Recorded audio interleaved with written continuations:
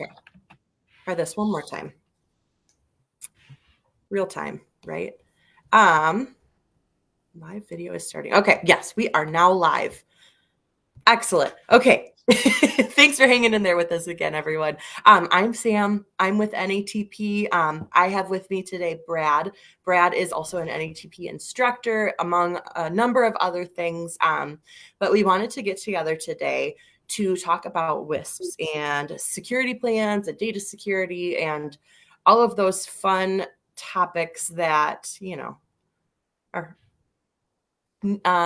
required, but not necessarily always super fun to do. So Brad and exactly what you want to talk about the week before Christmas. Exactly. So Brad has graciously agreed to come here and answer some questions.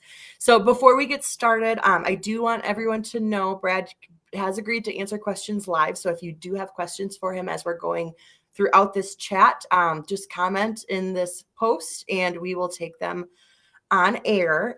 If you're watching this post live, you can still comment and we're going to be watching and we'll try and get you an answer if possible. But first, before we get going, Brad, why don't you introduce yourself if you don't mind? Tell us a little bit about yourself, what you do, how long you've been an NATP member, all of that fun stuff. Yeah, so thank you. And hi, everyone. For those who don't know me, my name is Brad Messner, and I'm a third generation tax preparer, and I've been doing taxes actually for about 28 years now. I have been a member of NATP for 11 of those years, so I breached that decade gap here. And I spent a lot of time working with cybersecurity. I'm actually getting a PhD in cybersecurity and financial systems. And I was actually recently voted the NATP Tax Professional of the Year. Ooh. Yes, I'm sure. And we know and love you, Brad. And I'm sure a lot of people who are watching do too. So just thank you again for your time today. No problem. Appreciate it. So I think we'll just get going right away. We've got some questions that we wanted to address from the get-go. Mm-hmm. So let's starting out. Brad, can you tell me, what is a WISP and what are the requirements of the WISP? Okay. So, and I think this is a topic we talk about a lot, but I think we actually kind of glaze over the actual expectation or requirement of it.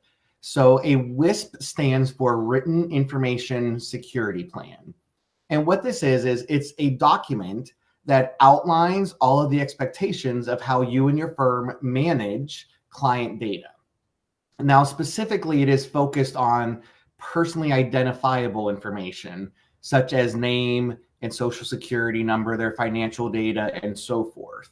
But it's not a bad expectation to just extend it for all information that your firm houses.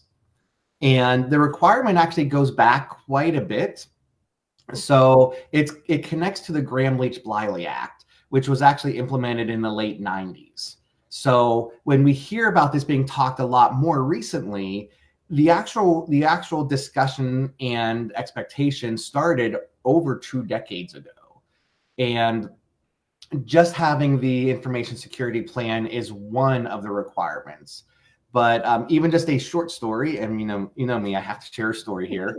I was actually recently talking with another tax professional, and we had their IT company on the phone.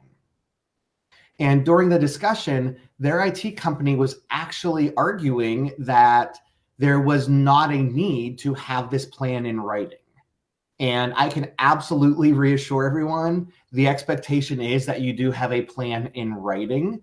Now, in writing does not mean handwritten or it has to be printed, but you do have to have it in some sort of written format that is available for review, either if the IRS asks for it or if you do receive one of those dreaded FTC audits that are coming down the line.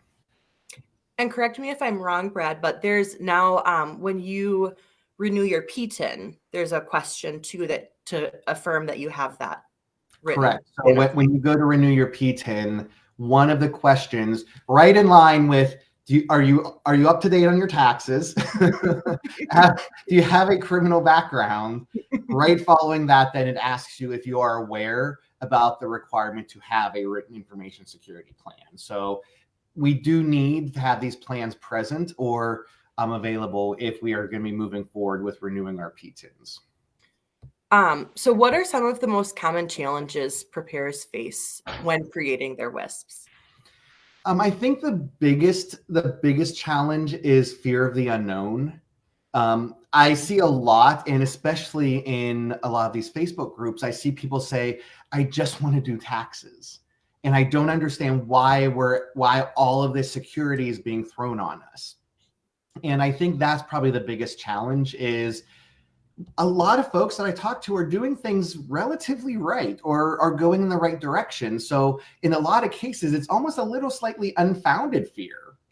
But I think the biggest challenge is people are just scared of that unknown or scared that if they go down this path, what will it uncover? What will it reveal? Mm-hmm. And even when I've talked to some other tax professionals, one actually did entrust with me that when they brought in a third party, that IT company actually found that they had spyware on one of their machines for several months. Oh. So it actually helped them Mm-hmm. Yeah. get onto the right side by starting this path. So I really do think the biggest challenge is that fear of the unknown. And if we just work together, and that's why I love that NATP has such a large community on Facebook, because we can come together and we ask questions and we can work together through some of these challenges.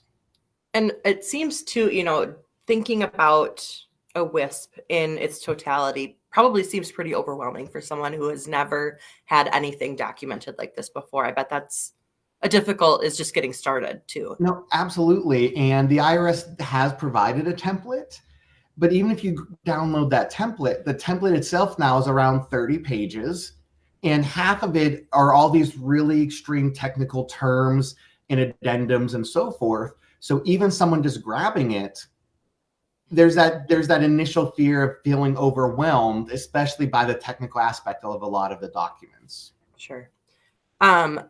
Next question for you, Brad. What are the repercussions if someone does not have a WISP who is supposed to? Okay, so I'm going to divide this into two sections.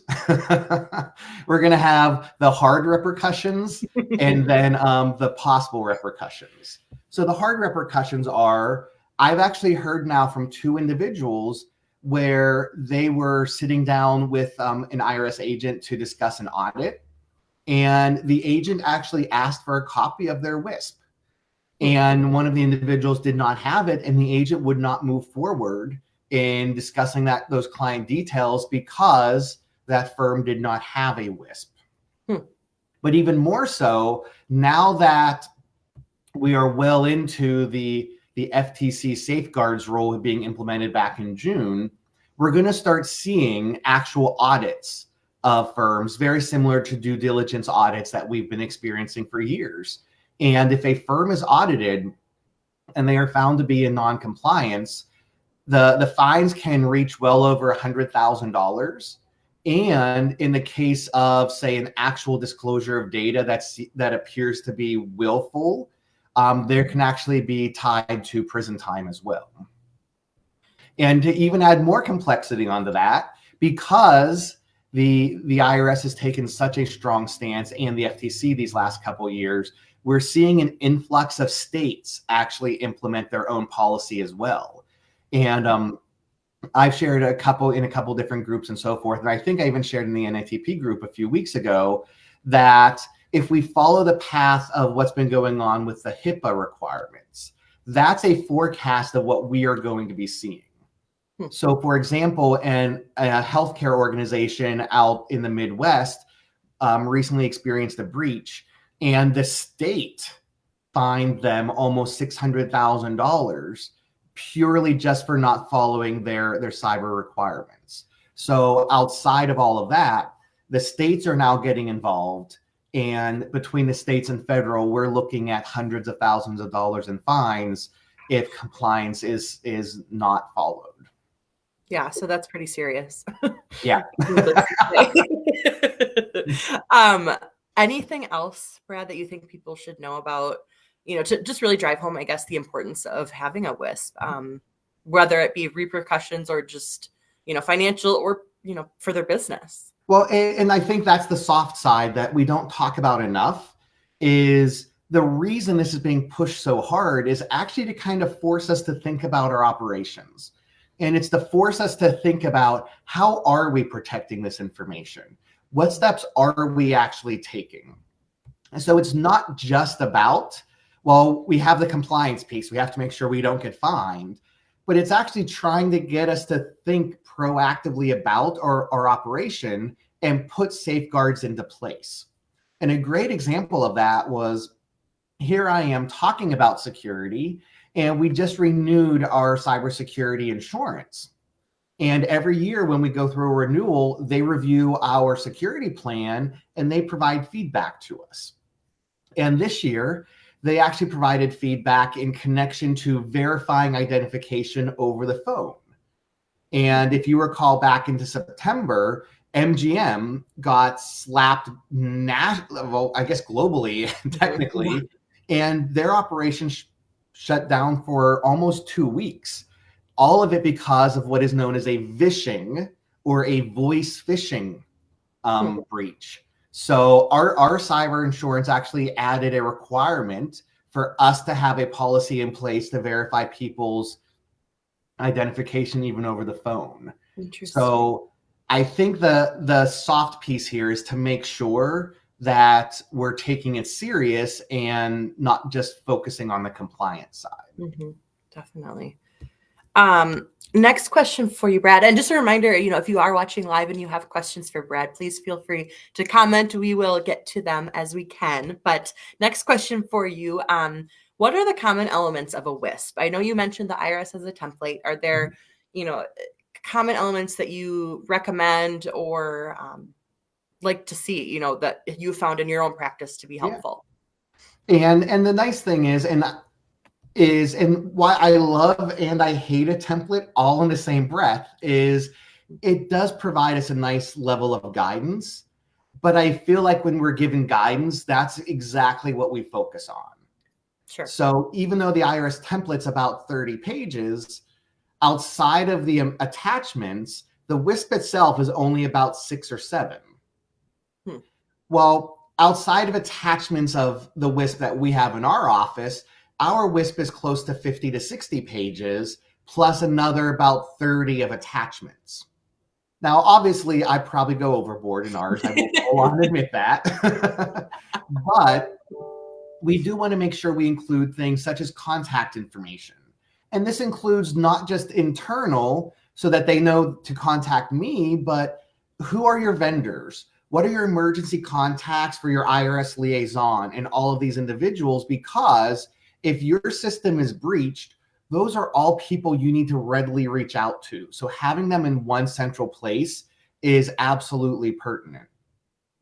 And then we also want to include all of the internal operations or initiatives you've taken to secure your data. This should technically feel like an SOP, standard operating procedure, for your office from a technological or data security perspective. So how are you managing firewalls? What expectations do you have for identity verification? How are you managing multi-factor authentication? So all of the pieces for internal operations. But then we also need to take it a step further. And this is the one that I think scares people a little bit, is we want to look at both internal and external threats. And no one likes admitting that they have a weakness somewhere. I mean, we're all tax professionals here. We love when things make total sense. But we also have to acknowledge that there might be opportunities for improvement or areas where we don't have everything fully implemented. So we should be including those here so that we have exposure to them, so that we understand, yes, we're at this point, but we need to focus on moving forward. So understanding both internal and external threats is definitely another item we want to have included.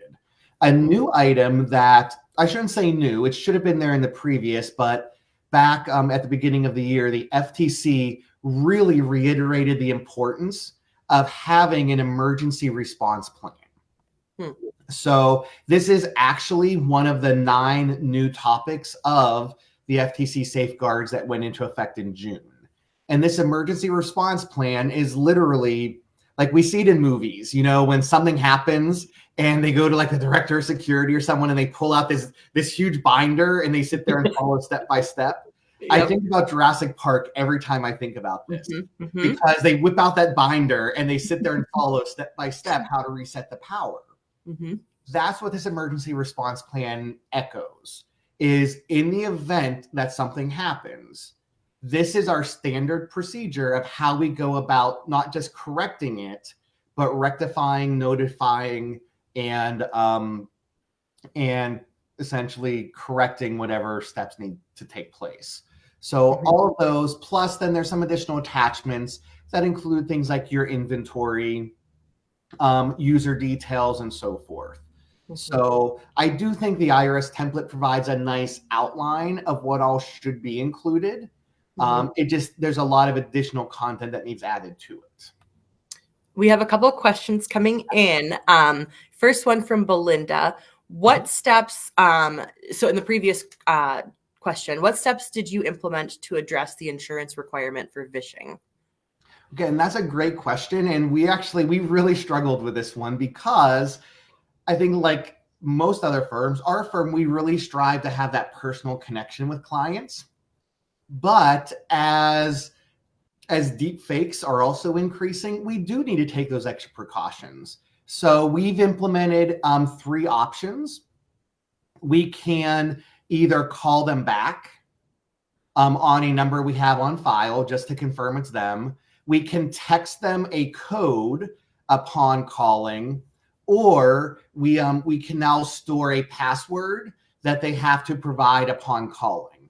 It seems so impersonal, but we use it as an opportunity to tell them how important security is and to make sure that they understand we're doing it for their benefit. And we've not had a single client, and this was implemented in September, we've not had a single client push back on it, because at this point, I think most companies are doing some sort of multi-factor authentication to some tier. But I also know of other firms who ask them to confirm like a piece of personal data. I'm not a huge fan of doing that on a standard scale because it's very easy to get the last 4 digits of someone's social security number. So asking them to confirm that is not necessarily something that you would easily see, or even asking them to confirm their employer. Well, that's something that's very easily locatable as well. So we've opted to go with an internal check, but at least having something where, again, you could maybe confirm the first 2 digits of their social or something just to confirm they are who they are. You can confirm birthday.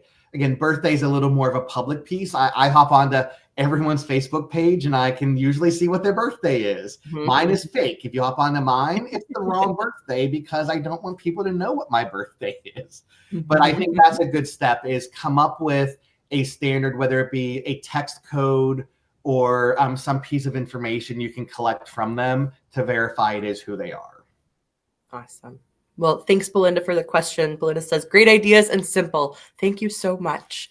Brad, are you up for another one? Absolutely. Okay, we've got kind of a dual related question, one from Matt and one from Amy. So Matt, can you or should you use ChatGPT to create your WISP? And along the same lines, Amy asked, what about AI? Is it a safe decision? AI, and if anyone is connected with me on Facebook, you saw yesterday I did a little rant on artificial intelligence. I absolutely love the potential of AI. I think there is so much opportunity for us to use it. And in fact, we're actually using AI this upcoming year to help us calculate estimate payments for extension vouchers. So there's a huge opportunity for AI. My concern with using it in this type of context is this becomes a legally binding document that your insurance will review, the FTC will review, and in most cases, it has to be very invasive into your operation. And for the most part, one of these AI systems isn't going to know how you operate. they're not going to know what systems you have in place. So you might be able to use it to clean up some wording like we do for sending a client an email, but I would not just hop into Bard or ChatGPT or one of those and say, write me an information security plan for a single person accounting firm. It's not going to be deep enough, and it's not going to cover enough of the content to truly be sufficient. Now, if you're unsure, I do think there's some cool power in going to ChatGPT and saying, what exactly is a VPN? And letting it help and guide you through understanding with the technical pieces. There's some really cool power there. But I think as far as the legally binding side, I have a hard time believing that your insurance would accept a WISP written purely through an AI-based system. Sure. Next question for you from our viewers. This one's from Bonnie. I got an email today talking about WISP changes for 2024. Are there big changes coming? Are you familiar with this at all? So I am familiar.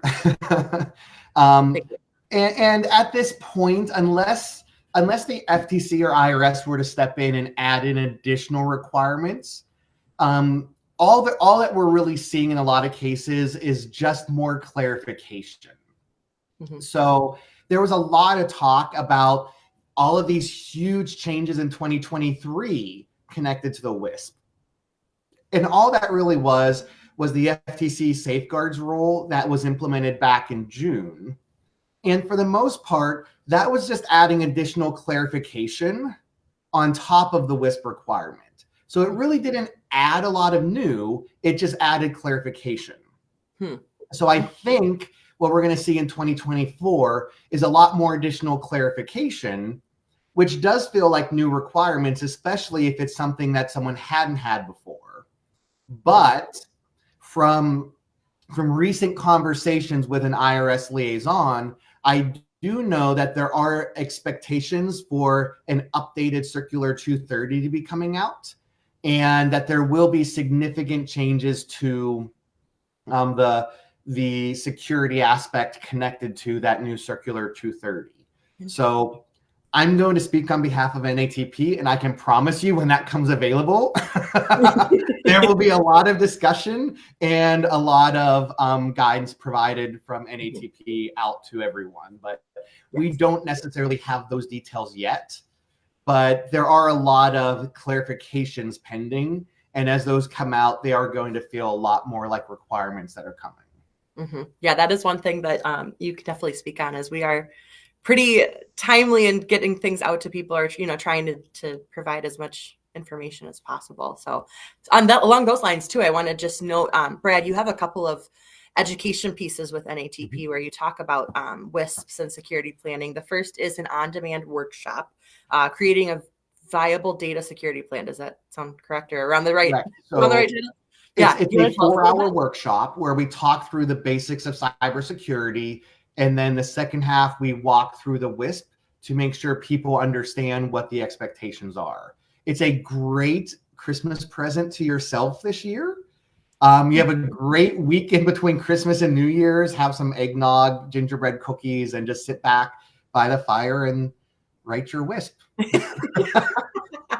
I really have no life. It sounds delightful. And then you also mentioned, Brad, at Taxposium this year, you did a session, which is available now it was broadcast at TaxCon this year too. And can you tell us a little bit about that one? Yeah. So if anyone was at Taxposium and did not have a chance to attend my session, or if they did not catch it at TaxCon and you purchased TaxCon or gained access, it is more of an advanced cybersecurity. So for folks who are looking for that little bit more, we talked through a lot of, and I believe people who were there can even comment in the feed here. There was a lot of questions and a lot of scary content. So we talked through a lot of physical threats. Things such as cables that can actually be plugged in to wipe out computers, and all sorts of like very, very real threats. So it's a slightly more advanced course, but it's honestly, I think it was one of my most favorite courses to teach. We've got another question. I hope I'm saying this right. Toya Any recommendations for who can help to get the document for one who doesn't have one? I'm assuming they're referring to the WISP template. Where can someone find that? Yep. So if you go, and I will post it over on Facebook right after here, but if you go to irs.gov and just up in the search, just search for keyword WISP, the very first document that comes up will be the WISP template. And unfortunately, and I get, but I also don't get, it's in PDF format. So it provides you that PDF format, but I also feel in this industry, most of us have a PDF editor. So when they come out with an updated version, I go in, I immediately convert it into Word format, and then I have easy access to edit and change it. So that would be my first point of guidance is hop out, grab that copy, but also know just downloading that template and filling in like the 3 highlighted blanks they have is not really fully sufficient to have everything ready, but it is that good first step to get something started and in place. Seems as though my video disappeared on my end. So I can hear you. Okay, well, we'll keep going. Bizarre. The next question, and sorry again to leave you hanging, Brad, is, let me just take a look at this. Kind of along the same lines. So there are a lot of WISP templates available. What are your thoughts of a preparer using one of those? Should they simply just use the one from the IRS? So as I said, I think the Iris template is really nice. It's a good starting point.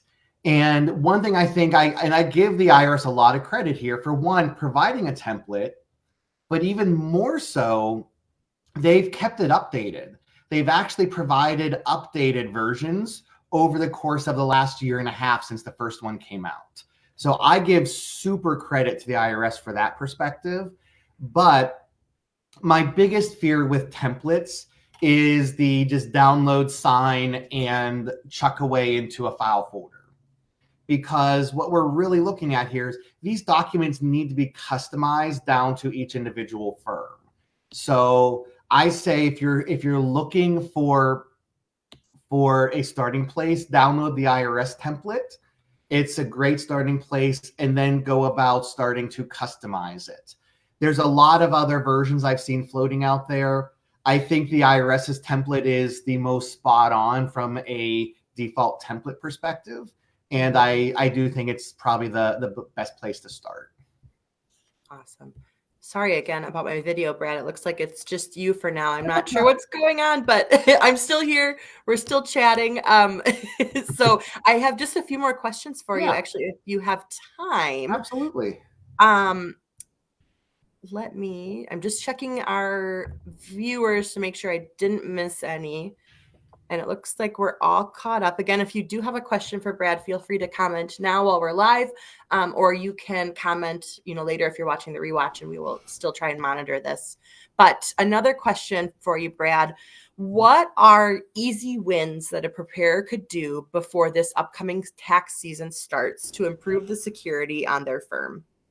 Okay. No, and I think the underlying hint to this question is it doesn't have to be an all or nothing.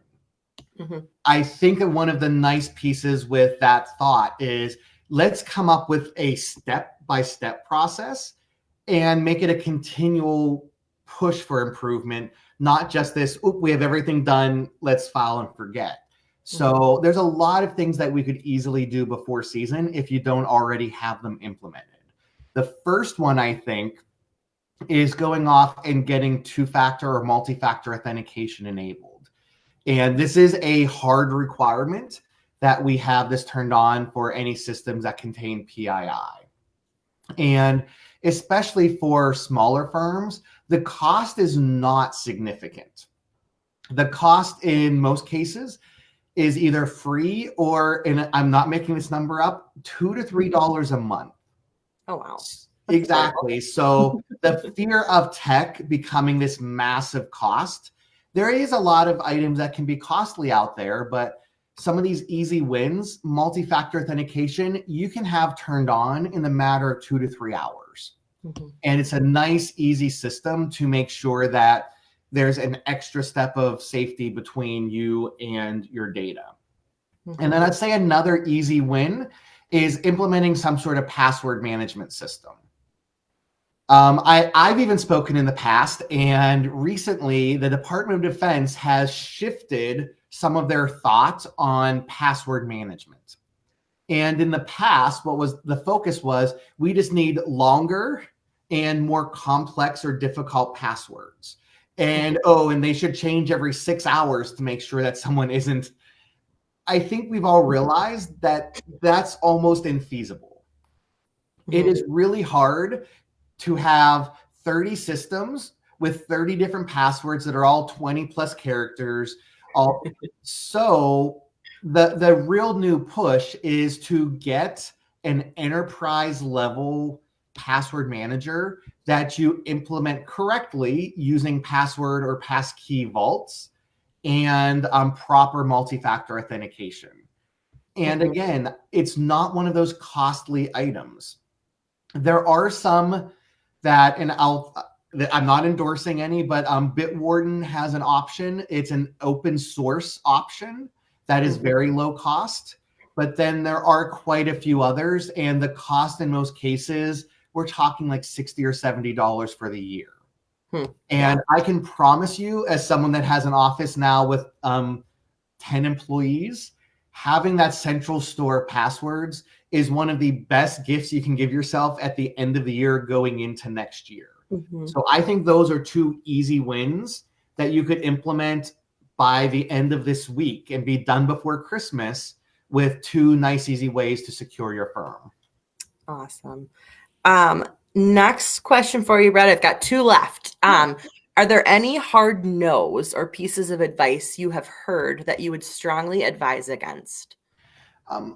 This one's a tough one because just like going to 6 different tax professionals, you're going to get 6 different opinions and perspectives.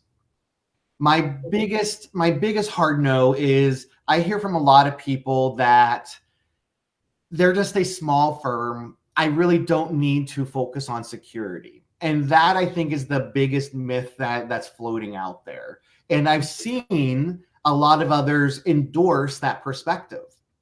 And I really want to reiterate that no matter what size, having that WISP is a requirement, but taking those steps to add that extra precaution is absolutely necessary. Mm-hmm. And I would say another hard no is just going the perspective of pushing out to all of these different systems. I heard this as a security proposal last week, and I'm still wrapping my head around this, but it's the idea that if I store my data in broken pieces in like 6 different systems, that it reduces the risk or threat if one of those systems is breached. So they store different pieces in all these different systems. And my response to that is you now have 6 systems that can all potentially be breached.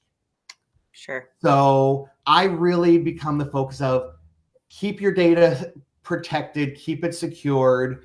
And when you are looking to add on those other added features, do it from a necessity standpoint or that client experience standpoint, but don't do it at a point where you are reducing or putting data at risk.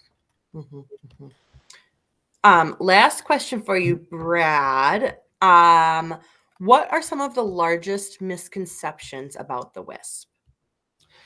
So I think the largest misconception is that it's just a document to have to check a box to get your PTIN. Mm-hmm, mm-hmm. I see that a lot, and thankfully, and I'm going to be very honest here, I don't really see that too often in the NATP group. So I think that speaks volumes to the collective community we have here that we do want to take these regulations seriously. But I have seen in several other groups where people just say, well, I just have something there so I can check a box and move on. I think that's one of the largest misconceptions is this really is that living, breathing document.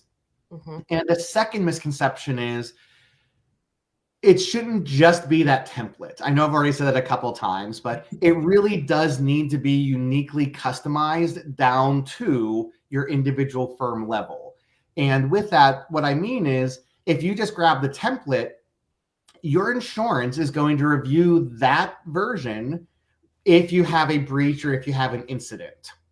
And if that is not matching how you're operating, I've now seen two firms that had their claim denied because their WISP wasn't matching how they operated.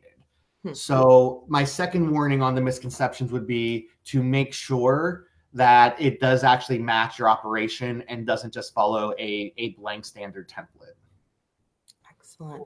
This is all super good information, Brad. Thank you so much for joining me. Again, I'm so sorry about my camera. I'm No, not sure no, what's we're all happening, but good. it's all you anyway. So I don't, you're the expert. So this is great.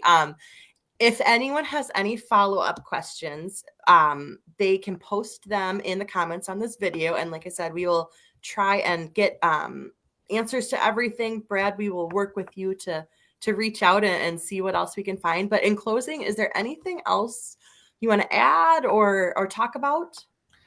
No, I mean, I think and the reason we started this whole conversation today was we've seen a lot of security related questions pop in the group.